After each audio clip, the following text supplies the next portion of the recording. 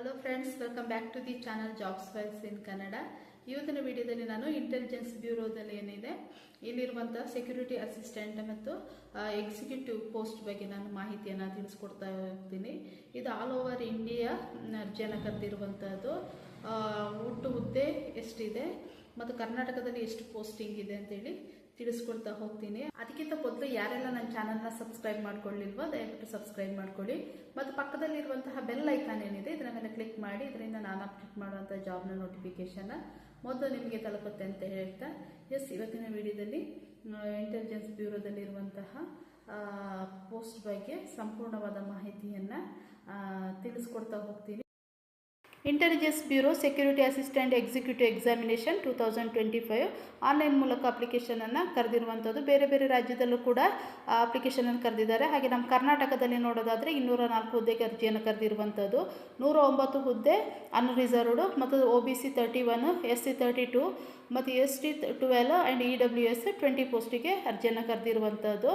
ಇನ್ನು ಲ್ಯಾಂಗ್ವೇಜ್ ಯಾವುದೆಲ್ಲ ತಿಳಿದಿರಬೇಕು ಅಂತ ಹೇಳಿ ನೋಡೋದಾದರೆ ಕನ್ನಡ, ತುಳು, ಬ್ಯಾರಿ, ಕೊಂಕಣಿಯನ್ನು, ನವಯತಿ ಇಷ್ಟು ಪ್ರಾದೇಶಿಕ ಭಾಷೆಯಲ್ಲಿ ಯಾವುದಾದ್ರೂ ಒಂದು ಭಾಷೆಯನ್ನು ತಿಳಿದಿರಬೇಕು ಅಂತೇಳಿ ಅವರು ತಿಳಿಸಿರುವಂಥದ್ದು.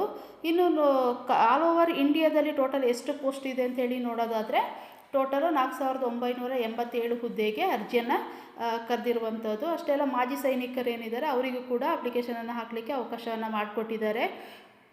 ಅವರಿಗೂ ಕೂಡ ಅಪ್ಲಿಕೇಶನನ್ನು ಹಾಕ್ಬೋದು.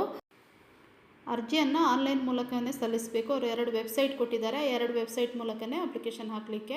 ಒಂದು MHA ವೆಬ್ಸೈಟ್ www.mha.gov.in, ಇನ್ನೊಂದು NCS ಪೋರ್ಟಲು www.ncs.gov.in. ಇದರ ಮೂಲಕ ನೀವು ಅಪ್ಲಿಕೇಶನನ್ನು ಹಾಕ್ಬೋದು. ಇನ್ನು ಪೋಸ್ಟ್ ಡಿಸ್ಕ್ರಿಪ್ಷನ್ ಯಾವ ರೀತಿ ಇದೆ ಅಂತೇಳಿ ನೋಡೋದಾದರೆ ಹುದ್ದೆಯ ವಿವರ ಸೆಕ್ಯೂರಿಟಿ ಅಸಿಸ್ಟೆಂಟ್ ಆ್ಯಂಡ್ ಎಕ್ಸಿಕ್ಯೂಟಿವ್ ಹುದ್ದೆ ಆಗಿರ್ತದೆ. ಇದು ಕ್ಲಾಸಿಫಿಕೇಷನ್ 3 ಟೈಪ್ಸಲ್ಲಿ ಮಾಡಿದ್ದಾರೆ. General, central service, group C and non gazetted and non ministerial ಅಂತ. ಇದು ಲೆವೆಲ್ 3 ಹುದ್ದೆ ಆಗಿರ್ತದೆ. ಇನ್ನು ಪೇ ಸ್ಕೇಲ್ ಸ್ಯಾಲ್ರಿ ಎಷ್ಟಿದೆ ಅಂತೇಳಿ ತಿಳಿಯೋದಾದರೆ 21,700ರಿಂದ 69,100 ತನಕ ಪೇ ಸ್ಕೇಲ್ ಇರ್ತದೆ. ಅಷ್ಟೇ ಅಲ್ಲ, ಸ್ಪೆಷಲ್ ಸೆಕ್ಯೂರಿಟಿ ಅಲವೆನ್ಸ್ ಅಂತೇಳಿ ಬೇಸಿಕ್ಗೆ 20% ಆ್ಯಡ್ ಮಾಡಿ ಅವರು ಅಲವೆನ್ಸನ್ನು ಕೊಡುವಂಥದ್ದು.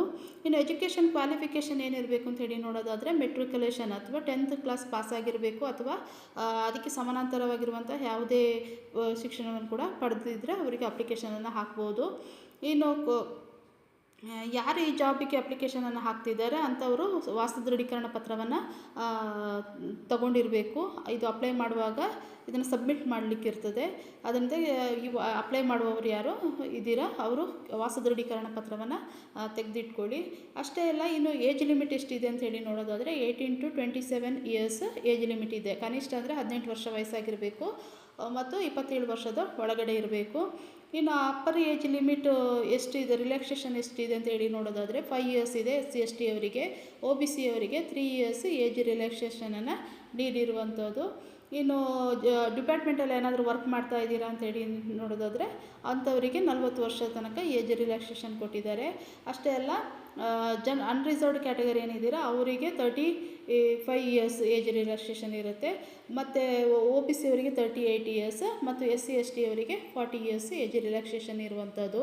ಇನ್ನು ಯಾವುದೆಲ್ಲ ಭಾಷೆ ತಿಳಿದಿರಬೇಕು ಅಂತ ಹೇಳಿ ನೋಡೋದಾದರೆ ಈ ಮೇಲೆ ತಿಳಿಸಿರುವಂತೆಯೇ ಯಾವುದಾದ್ರೂ ಒಂದು ಭಾಷೆಯನ್ನು ಅವರು ಓದಲು, ಬರೆಯಲು ಮತ್ತು ಮಾತನಾಡಲು ತಿಳಿದಿರಬೇಕು ಅಂತೇಳಿ ಇಲ್ಲಿ ಹೇಳಿರುವಂಥದ್ದು. ಅಷ್ಟೇ ಅಲ್ಲ, ಇದು ಭಾರತದಾದ್ಯಂತ ಇರುವಂಥ ಹುದ್ದೆ ಆಗಿರೋದರಿಂದ ಯಾರು ಜಾಬಿಗೆ ಅಪ್ಲೈ ಮಾಡ್ತಿದ್ದೀರಾ ಒಂದು ವೇಳೆ ನೀವು ಸೆಲೆಕ್ಟ್ ಆದಲ್ಲಿ ಭಾರತದ ಯಾವುದೇ ಮೂಲೆಯಲ್ಲಿ ಕೂಡ ಕೆಲಸ ಮಾಡಲು ರೆಡಿ ಇರಬೇಕು ಅಂತೇಳಿ ಇಲ್ಲಿ ತಿಳಿಸಿರುವಂಥದ್ದು. ಏನು ಸ್ಕೀಮ್ ಆಫ್ ಎಕ್ಸಾಮಿನೇಷನ್ ಯಾವ ರೀತಿ ಇರುತ್ತದೆ ಅಂತೇಳಿ ನೋಡೋದಾದರೆ 3 ವಿಧಾನದಲ್ಲಿ ಎಕ್ಸಾಮನ್ನು ನಡೆಸುವಂಥದ್ದು. ಟೈರ್ 1, ಟೈರ್ 2 ಮತ್ತು ಟೈರ್ 3 ಆಗಿರ್ತದೆ. ಇದು ಟೈರ್ 1 ಆನ್ಲೈನ್ ಅಂದರೆ CBT ಎಕ್ಸಾಮ್ ಮಾಡ್ತಾರೆ. ಆಬ್ಜೆಕ್ಟಿವ್ ಟೈಪ್ಸ್ ಇರ್ತದೆ ಕ್ವಶನ್ಸು.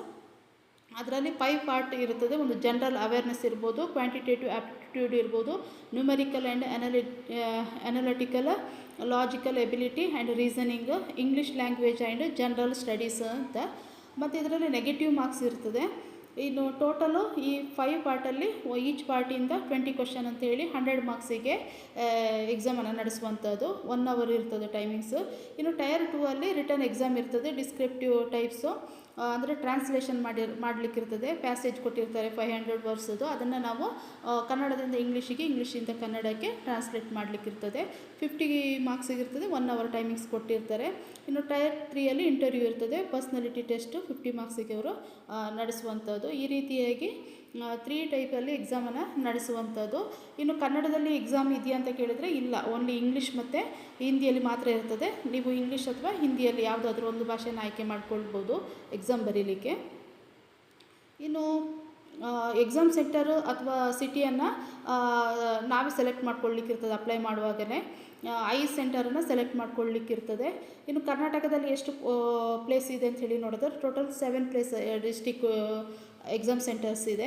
ಅದರಲ್ಲಿ ಯಾವುದಾದ್ರೂ 5 ಸೆಂಟರನ್ನು ಆಯ್ಕೆ ಮಾಡ್ಕೊಳ್ಬೋದು. ಬೆಳಗಾವಿ, ಬೆಂಗಳೂರು, ಹುಬ್ಬಳ್ಳಿ, ಮಂಗಳೂರು, ಮೈಸೂರು, ಶಿವಮೊಗ್ಗ, ಉಡುಪಿ, ಈ 7 ಪ್ಲೇಸಲ್ಲಿ ಯಾವುದಾದ್ರೂ ಒಂದು 5 ಪ್ಲೇಸನ್ನು ಸೆಲೆಕ್ಟ್ ಮಾಡ್ಕೊಳ್ಳಿಕ್ಕಿರ್ತದೆ.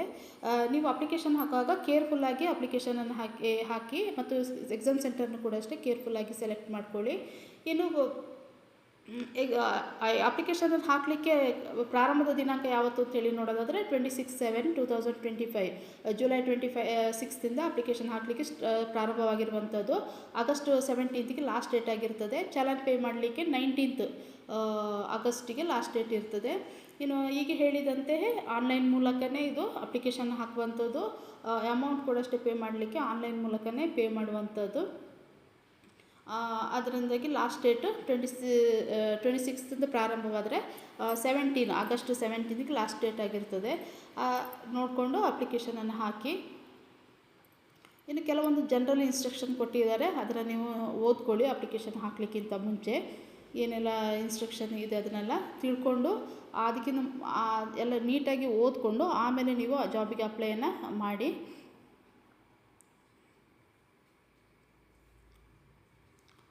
ಇದು ಎಕ್ಸಾಮ್ ಫೀಸ್ ಎಷ್ಟಿದೆ ಅಂತ ಹೇಳಿ ನೋಡೋದಾದರೆ ಆಲ್ ಕ್ಯಾಂಡಿಡೇಟಿಗೆ ರಿಕ್ರೂಟ್ಮೆಂಟ್ ಪ್ರೊಸೆಸಿಂಗ್ ಚಾರ್ಜ್ ಅಂತೇಳಿ 550 ರೂಪೀಸ್ ಇರುತ್ತದೆ.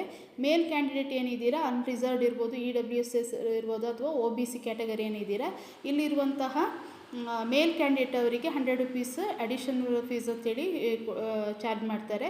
ಟೋಟಲ್ ಆಗಿ ಅವರು 650 ರೂಪೀಸನ್ನು ಪೇ ಮಾಡಲಿಕ್ಕಿರ್ತದೆ. ಇನ್ನು SC/ST ಇರ್ಬೋದು, ವಿಮೆನ್ಸ್ ಕ್ಯಾಂಡಿಡೇಟ್ ಇರ್ಬೋದು, ಅಥವಾ ಎಕ್ಸ್ ಸರ್ವಿಸ್ ಮ್ಯಾನ್ ಏನಿದ್ದೀರಾ ಅವ್ರಿಗೆ ಯಾವುದೇ ರೀತಿಯಂಥ ಅಡಿಷ್ನಲ್ ಚಾರ್ಜಸ್ ಇರೋದಿಲ್ಲ. ಅವರು ಓನ್ಲಿ 550 ರೂಪೀಸ್ನ ಮಾತ್ರ ಪೇ ಮಾಡಲಿಕ್ಕಿರ್ತದೆ. ಇದು ಆನ್ಲೈನ್ ಮೂಲಕ ಪೇ ಮಾಡುವಂಥದ್ದು. ಇನ್ನು ಮೋಡ್ ಆಫ್ ಪೇಮೆಂಟ್ ನೋಡೋದಾದರೆ ಆನ್ಲೈನ್ ಮೂಲಕವೇ ನೀವು ಪಾವತಿ ಮಾಡಲಿಕ್ಕಿರ್ತದೆ. Closing date 17/8/2025. ಕೆಲವೊಂದು ಜನರಲ್ ಇನ್ಸ್ಟ್ರಕ್ಷನನ್ನು ಇಲ್ಲಿ ಕೊಟ್ಟಿದ್ದಾರೆ, ಅದನ್ನು ಕೇರ್ಫುಲ್ಲಾಗಿ ಓದ್ಕೊಳ್ಳಿ. ಇವತ್ತಿನ ವಿಡಿಯೋದಲ್ಲಿ ನಾನು ಇಂಟೆಲಿಜೆನ್ಸ್ ಬ್ಯೂರೋದಲ್ಲಿರುವಂತಹ ಅಸಿಸ್ಟೆಂಟ್ ಹುದ್ದೆಯ ಬಗ್ಗೆ ಸಂಪೂರ್ಣವಾದ ಮಾಹಿತಿಯನ್ನು ಈ ವಿಡಿಯೋದಲ್ಲಿ ತಿಳಿಸ್ಕೊಟ್ಟಿದ್ದೀನಿ. ಈ ವಿಡಿಯೋ ನಿಮಗೆ ಇಷ್ಟವಾಗಿದೆ ಅಂತ ಅಂದ್ಕೋತೀನಿ. ಇಷ್ಟವಾದಲ್ಲಿ ಒಂದು ಲೈಕ್ ಕೊಡಿ ಮತ್ತು ಫ್ಯಾಮಿಲಿ ಮತ್ತು ಫ್ರೆಂಡ್ಸ್ ಜೊತೆ ಶೇರ್ ಮಾಡ್ಕೊಳ್ಳಿ ಅಂತ ಹೇಳ್ತಾ ಥ್ಯಾಂಕ್ ಯು ಫಾರ್ ವಾಚಿಂಗ್.